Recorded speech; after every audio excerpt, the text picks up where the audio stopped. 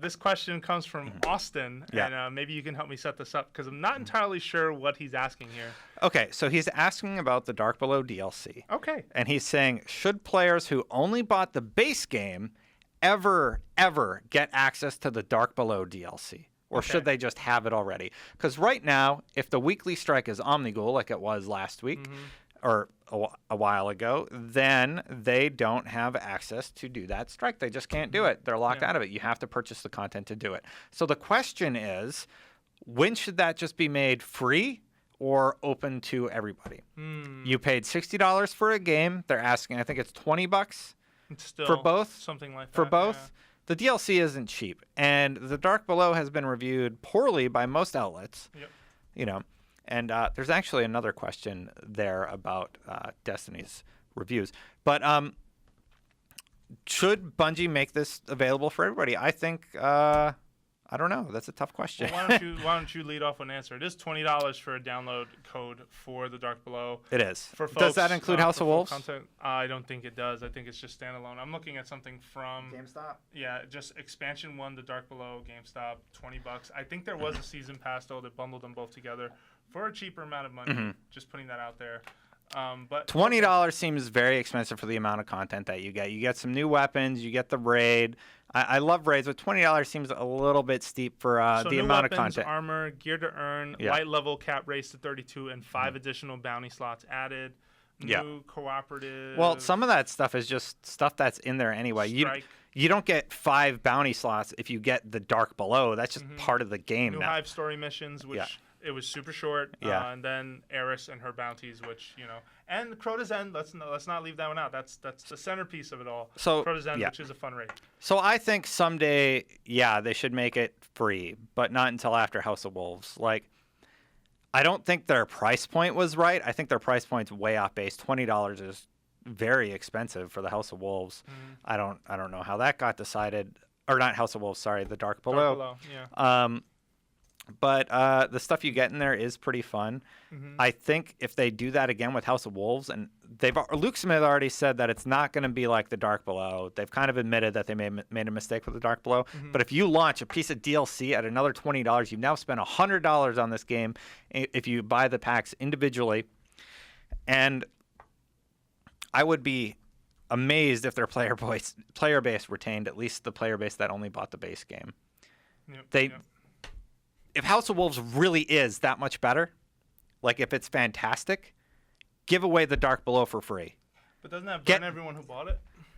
I mean, off the bat, just asking as when was it launched? It was launched in November, December? This was a December. I think this is early December thing. But so let's focus on when it came out and more focus on how do you justify to the people who paid for this, who paid $20? Well, so they're kind of in a catch-22. They are, absolutely. Damned if they do, damned if they don't. Yep. Absolutely. That is a really, really tough question, and Austin, like, I don't really know how to give you a straight answer. I don't think it should be $20. First of all, like, we scored it pretty low for those reasons. But should they just have access to the DLC? No, I mean, it wasn't pulled out of the game. Like, clearly they had to build this after launch of the game or continue to craft it. I don't know. How do you feel? So this is a tough question for me to answer. No, it is. And I mean, especially because we're post-launch. It's out there now. You're right. If they made it free, the fans who bought it are going to feel burned. That's a lot of people. And they're going to revolt, basically. They can't. I don't think they can. Should they have made it accessible to the people, though? I don't know. I mean, maybe making it free for everyone does mean more people get to experience it. I mean, anyone who's playing Destiny without it is to some degree. I know it's scored low, but anyone who's playing Destiny currently without that DLC, I think, is missing out because Crota's End is still a pretty amazing raid. It's not as good as Vault of Glass. I will 100% stand by that. Does that mean that raid only should justify a $20 price point? I don't know about that.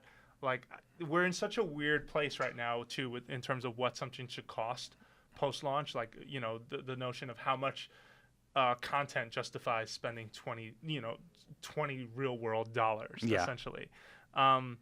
I will say that I think it's inevitable that Dark Below gets included along with maybe House of Wolves as Or Comet. Yeah, or Comet. I think it'll be one package that's going to cost like $60 or $70. It's going to be like a Game of the cheaper. Year edition in September or something, where everything's there plus a few other things. Yeah, I think that's inevitable. That's what I think Comet is personally. And by then, I think most of us will have moved on and won't feel quite as burned. But if tomorrow, Bungie turned around and said Dark Below is this $20 thing that most of you paid for $20 for in December up until March is now $10. That to me feels a little more realistic than just them flat out saying, "Hey, this is free." You know what they do? 100%. If you buy House of Wolves, one time only, you can get the Dark Below with it for an extra $5. Yeah. And so you pay $25 for the Dark Below or the House of Wolves. You also get Dark Below. That's not that bad of a deal. The people who bought it day one, they're early adopters. They're not going to feel that burned. It's a really good deal for people who bounced on the Dark Below. They get both pieces of content. There's tons for them to do now. House of Wolves better be awesome. I hope it's awesome. Please be good. Yeah. Please be good. No, I mean, I agree with a lot of what you're saying so far. I just, in my mind, like, it's just really hard. And I know there are people on the internet who will sit down and sort of write all of this down and say, is this worth my $20? And you're right to do that. But I just feel like we're in this weird space where it's very hard to determine how much anything video game wise should cost because of the pricing that is all over the place. I will agree $20 was too much. I think that they were definitely asking like $9.99 for this for one. a little more than what they should have. And especially versus the amount of content that was reused, even if it was reused in some cool ways, it still wasn't something that a lot of people. Most of the missions are in areas you just run through backwards.